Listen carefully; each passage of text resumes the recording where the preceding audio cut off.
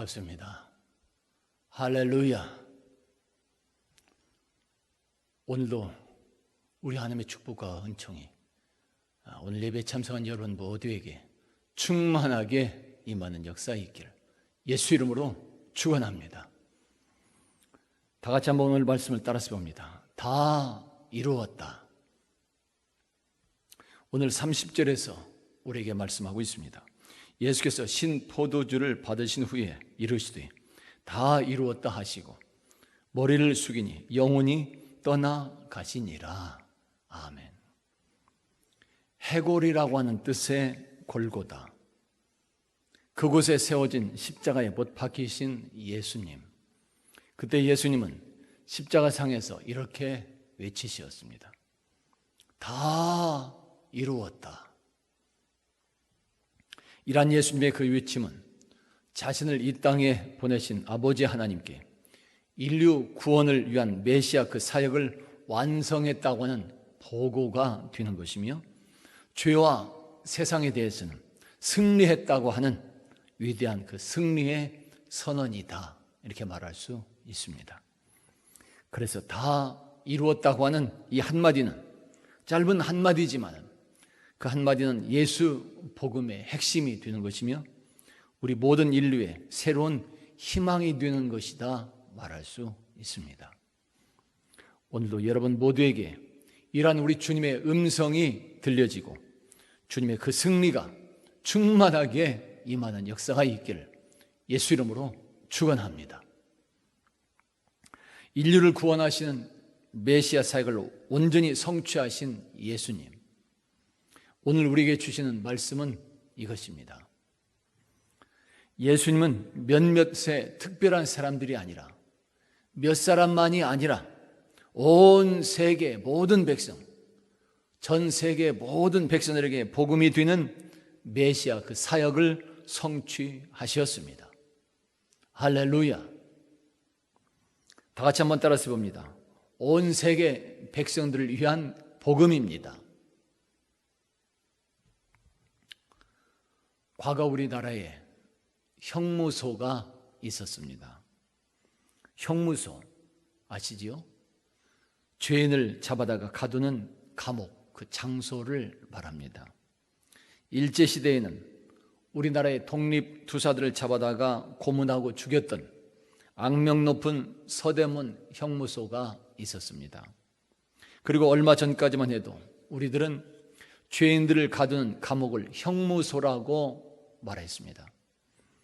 그러나 지금은 형무소라고 말하지 않고 교도소라고 말을 하는 것입니다. 왜 그럴까요? 감옥은 죄인들에게 형을 가하는 것으로 끝나지 않고 새 사람으로 변화시키는 작업을 해야 된다고 하는 그런 교화의 의미가 강하기 때문에 그렇습니다.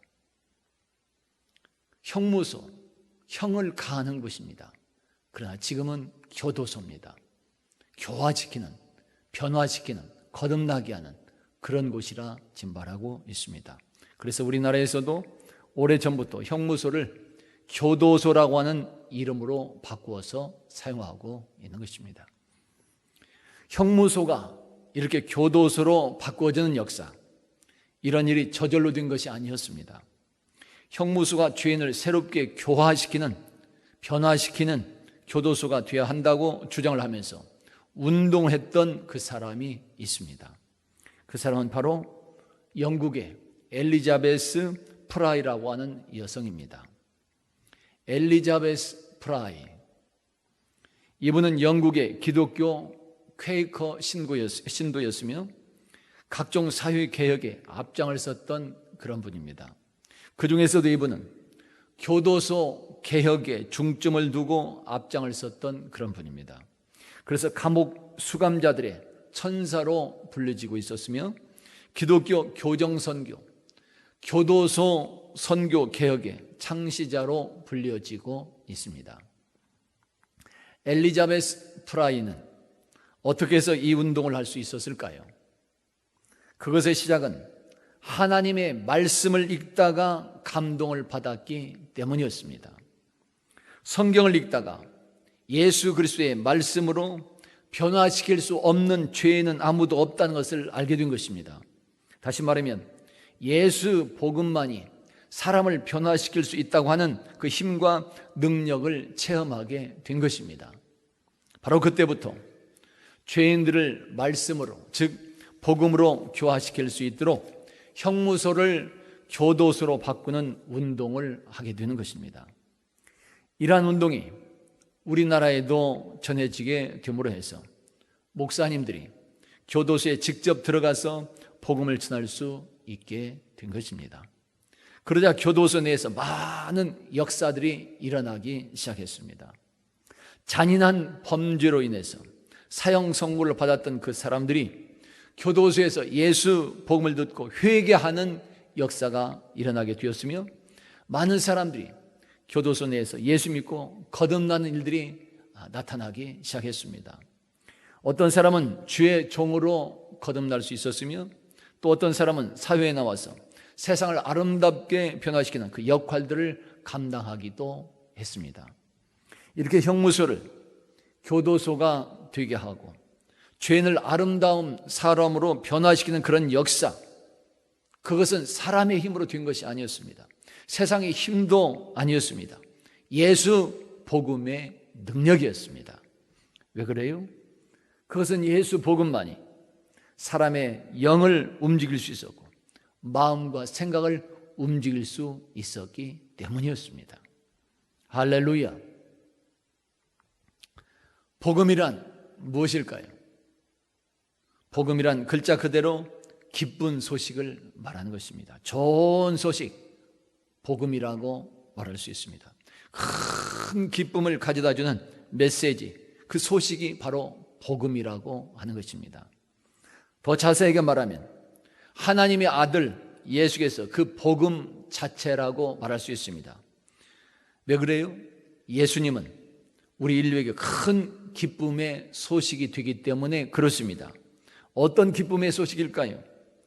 죄와 죽음에 억눌려 사가는 우리들을 예수께서 구원하러 오셨기 때문에 복음이 되는 것이요, 우리들의 죄악을 대신하여 실제로 예수께서 십자가에 죽으셨기 때문에 복음이 되는 것입니다. 내가 죽어야 되는데 내가 살아났어, 그런 역사가 있기 때문에 주님이 내 대신 죽으시고 내가 살아났기 때문에 복음이 되는 것입니다. 또한 그 죽음에서 그대로 땅속에 묻혀 있지 않고 살아났기 때문에 바로 복음이 되는 것입니다. 예수님의 그 십자가 대속과 부활로 인하여 우리들도 믿음 안에서 승리할 수 있게 되었던 것이며, 나아가서는 영생의 축복을 누릴 수 있게 된 것입니다. 이렇게 예수님은 그 복음 자체가 되시는 것입니다. 주님께서 죽음에서 살아나셨기 때문에 나도 살아날 수 있다, 나도 승리할 수 있다, 나도 부활할 수 있다는 확신을 갖고 살게 되는 것입니다. 오늘 우리에게 그런 새로운 승리를 주고 희망을 주기 때문에 바로 복음이 되는 것입니다.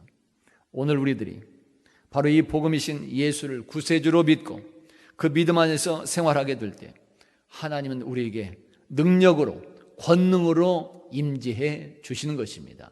할렐루야.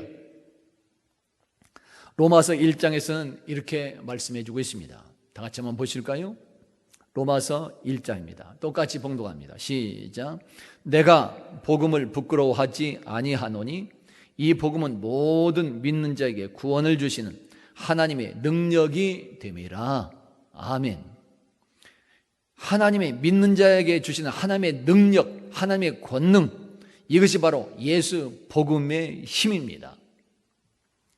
우리는 하나님의 능력으로, 즉 복음의 능력으로 세상의 모든 일들에서 승리할 수 있는 것이며, 사탄 마귀와의 영적 싸움에서도 승리할 수 있습니다. 그리고 이런 하나님의 능력으로, 이런 하나님의 복음의 능력으로 우리들의 마음이나 생각도 거듭날 수 있는 것이고, 우리들의 성품까지도, 생활까지도 아름답게 거듭날 수 있는 것입니다. 할렐루야. 그리고 우리에게 하나님의 성령이 임하게 되면 이러한 하나님의 권능은 아주 폭발적으로 증가하는 것을 볼 수 있습니다. 이러한 사실을 사도행전 1장에서 우리에게 말씀하고 있습니다. 다 같이 한번 보실까요? 사도행전 1장 똑같이 봉독합니다. 시작. 오직 성령이 너희에게 임하시면 너희가 권능을 받고 예루살렘과 온 유대와 사마리아와 땅끝까지 이르러 내 증인이 되리라 하시니라. 아멘. 여기서 권능을 받는다고 하는 것은 다이나마이트와 같은, 폭탄과 같은 하나님의 능력을 말씀하고 있는 것입니다. 오늘 우리들이 예수 복음을 듣고 그 믿음 안에서 바로 서 있을 때 말씀처럼 우리들에게는 성령께서 역사하시게 되므로 폭발적인 폭탄과 같은 하나님의 권능을 받게 되는 것입니다. 그리고 그때 주어지는 그 하나님의 권능으로 우리들은 세상에서도 승리하고 영적 전쟁에서도 승리하게 되는 것이고 하나님을 영화롭게 하는 복된 사람이 될 수도 있는 것입니다. 할렐루야. 여러분, 우리들의 마음은 영적 전쟁터라고 말할 수 있습니다. 내 마음 속에는 항상 싸움이 일어나고 있습니다. 우리가 예배드리러 오기 전에도 내 마음 속에서 전쟁이 있었습니다. 마귀와의 싸움에 그런 싸우는 영적 전쟁이 있었습니다. 우리들은 항상 지금도 영적 전쟁을 벌이고 있습니다. 어떻게 하면 이 영적 전쟁에서 승리할 수 있을까요? 조이스 마이어 여사는 그의 책 마음 전쟁 끝내기라고 하는 그런 책에서 사탄은 우리 마음속에 하나님의 말씀과는 다른 생각을 밀어넣으려고 수단과 방법을 가리지 않는다고 말해주고 있습니다. 사탄은 한시도 우리에게 틈을 주지 않습니다. 계속해서 쳐들어오는 것입니다. 계속해서 우리 마음속에 하나님과는 정반대되는 생각을 갖도록 계속 침투해 들어오는 것입니다. 수단과 방법을 가리지 않습니다. 그래서 우리들의 마음속에서는 하루 한시도 쉬지 않고 마귀와의 영적 전쟁을 벌인다고 말할 수 있는 것입니다. 지금도 우리는 지금 영적 전쟁을 벌이고 있는 것입니다. 이 마음 전쟁에서 우리는 승리해야 됩니다. 세상의 전쟁에서 승리해야 되지만 먼저 이 마음 전쟁에서도 승리해야 되는 것입니다. 그래야만, 이렇게 마음 전쟁에서 우리가 승리할 수 있어야만 우리들의 마음은 물론이요 우리들의 생활 현장까지도 하나님께서 주시는 그런 참 자유와 평강을 누리고 행복이 넘쳐나게 되는 것입니다. 그렇지만 이 마음 전쟁에서 승리한다는 것이 그렇게 쉽지 않습니다. 승리는 해야 되지만 이 승리한다는 것이, 마귀와의 싸움에서 승리한다는 것이 쉬운 문제가 아닙니다. 사탄의 생각을 물리치는 것은 우리들의 지식이나 노력으로만 되지 않습니다. 공부를 많이 했다고 해서 마음 전쟁에서 승리하는 것도 아니요, 또 돈이 많은 재벌이라고 해서 영적 전쟁에서 승리하는 것도 아닌 것입니다. 오늘날 유행하는 요가로도 승리할 수 없고 명상으로도 사탄 마귀와 영적 전쟁에서는 승리할 수 없는 것입니다. 우리들의 마음과 영적 전쟁에서 승리할 수 있는 그것은, 마음 전쟁에서 승리할 수 있는 이것은 오직 예수뿐인 것입니다. 할렐루야. 복음 그 자체이신 예수. 사탄 마귀들은 오직 예수님의 그 이름만 들어도 도망가게 되어 있습니다. 우리들은 그렇게 오직 복음이신 예수님의 그런 권능으로 마음 전쟁, 영적 전쟁에서 승리할 수 있는 것이며 세상의 모든 일들에서도 승리를 쟁취하는 그런 기쁨을 누리게 되는 것입니다. 이렇게 예수 복음의 능력으로 승리할 수 있다고 하는 이란 사실이 지난날 기독교 역사에서도 증명이 된 바가 있습니다. 그동안에 수천 년 동안 이어져 온 기독교 역사, 그 역사에서도 바로 이렇게 복음으로, 복음의 능력으로 승리할 수 있다는 것이 증명이 되고 있습니다. 그 중에 하나가 바로 종교개혁입니다. 중세의 종교개혁이 승리할 수 있었던 그 밑바탕도 역시 예수 복음의 능력이었습니다. 1507년 로마교 사제가 된, 신부가 된 마르틴 루터는 로마서 1장 17절의 말씀에서 복음의 참된 의미를 발견하게 됩니다. 로마서 1장 17절 한번 보실까요? 어떤 말씀일까요? 다 같이 한번 봉독해 봅니다. 시작. 복음에는 하나님의 의가 나타나서 믿음으로 믿음에 이르게 하나니 기록된 바 오직 의인은 믿음으로 말미암아 살리라 함과 같으니라. 아멘.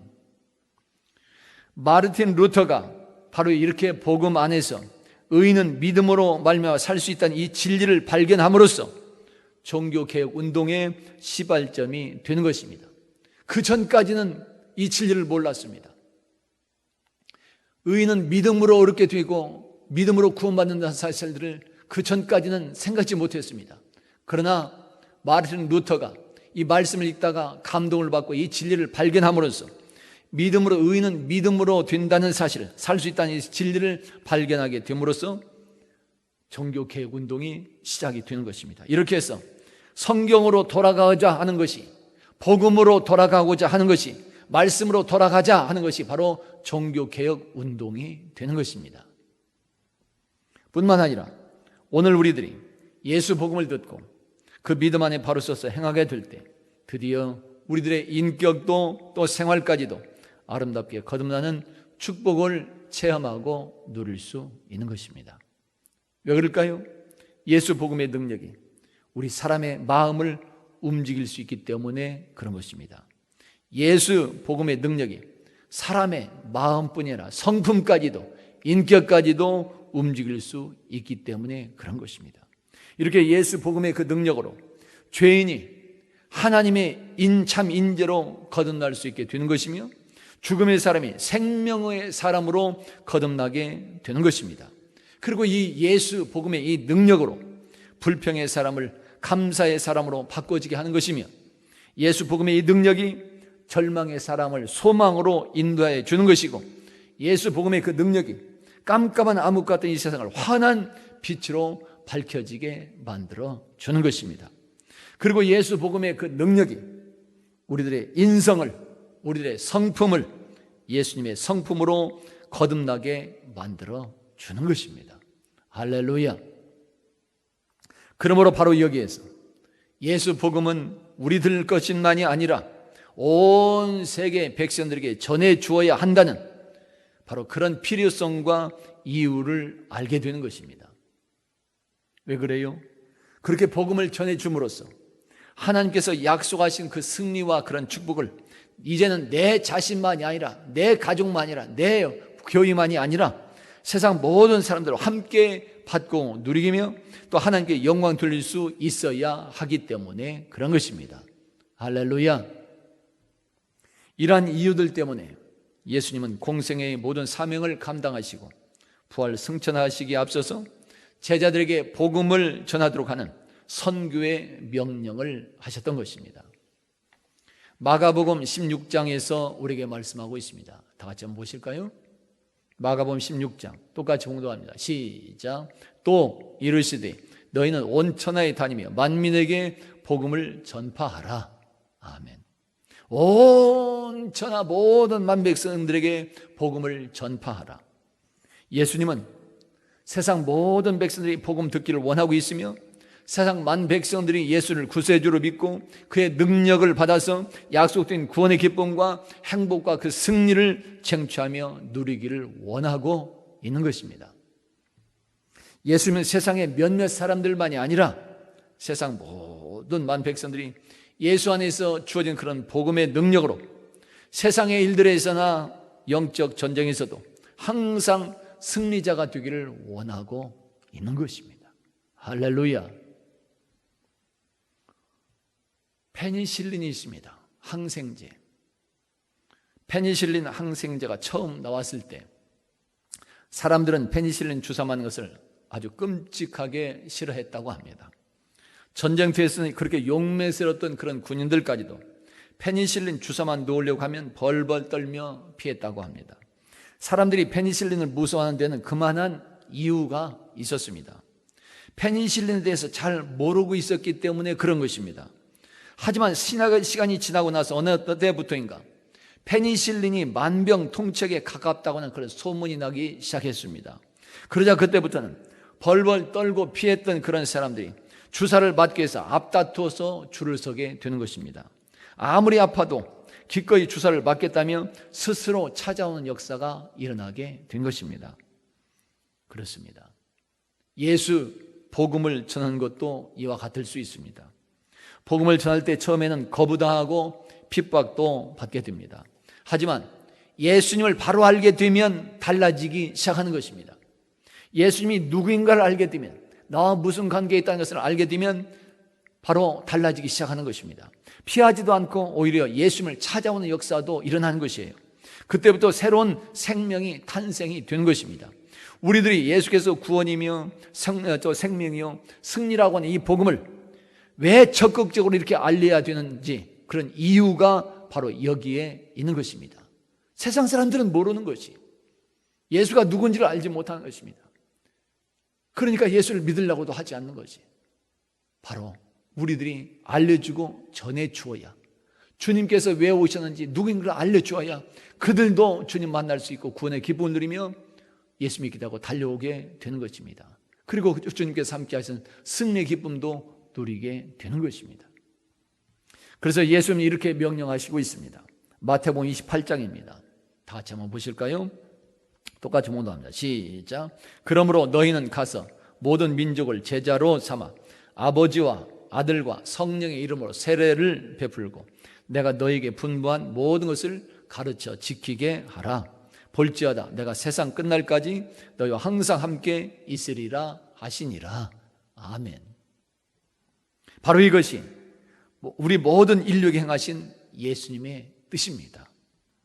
이러한 예수님의 참뜻이 십자가상에서 못 박혀 죽임을 당할 그때에도 빌라도 총독이 써 붙였던 그 죄패, 즉 그 팻말에서도 보여지고 있습니다. 그 팻말은 오늘 이렇게 기록되었습니다. 오늘 요한복음 19장 20절에서 말씀하고 있습니다. 다 같이 한번 보실까요? 요한복음 19장 20절 똑같이 봉독합니다. 시작. 예수께서 못 박히신 곳이 성에서 가까운 고로 많은 유대인이 이 패를 읽는데 히브리와 로마와 헬란말로 기록되었더라. 아멘. 히브리와 로마와 헬란말로 기록된 팻말, 빌라도 총독이 써 붙였던 예수님의 이 죄패는 3개국의 언어로 기록이 되었습니다. 그 이유는 세상 모든 사람들이 그것을 읽고 알 수 있도록 하고자 하는 목적이 있었던 것입니다. 히브리어로 기록이 된 것은 그곳 예루살렘의 수많은 유대인들이 유월절을 지키려 올라왔기 때문에 기록했던 것이요, 그리고 로마 말로 기록이 된 것은 당시 로마가 지배국이었기 때문에, 식민지를 지배하는 그런 나라였기 때문에 로마의 공용어가 쓰여지게 된 것입니다. 또한 헬라어로 기록이 된 것은 히브리 말을 모르는 디아스포라 유대인들, 즉 외국에 사는 사람들까지 읽어서 알 수 있도록 당시 세계 공용어였던 헬라어로도 기록이 되었던 것입니다.